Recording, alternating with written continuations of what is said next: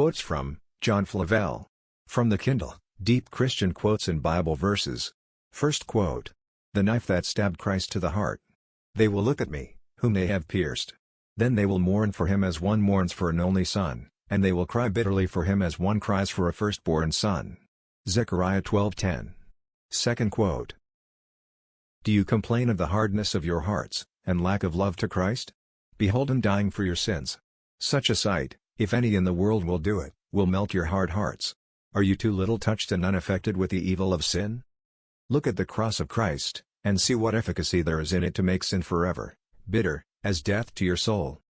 Third quote.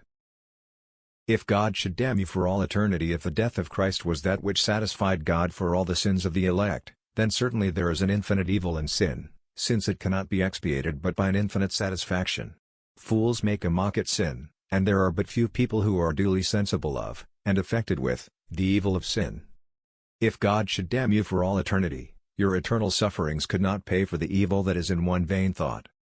Perhaps you think that this is harsh and severe, that God should hold his creatures under everlasting sufferings for sin. But when you have well considered, that the one against whom you sin, is the infinite blessed God, and that sin is an infinite evil committed against him. And when you consider how God dealt with the angels that fell, for one sin, you will alter your minds about it. Fourth quote. Oh, the depth of the evil of sin!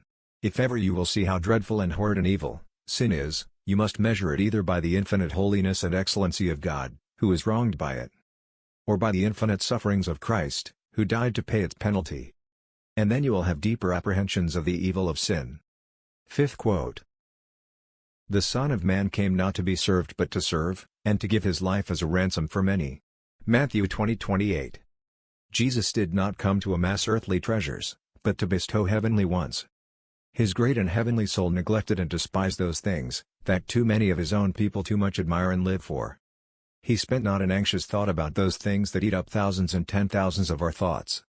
Indeed, he came to be humbled, and to teach men by his example the vanity of this world, and pour contempt upon its ensnaring beauty. Thanks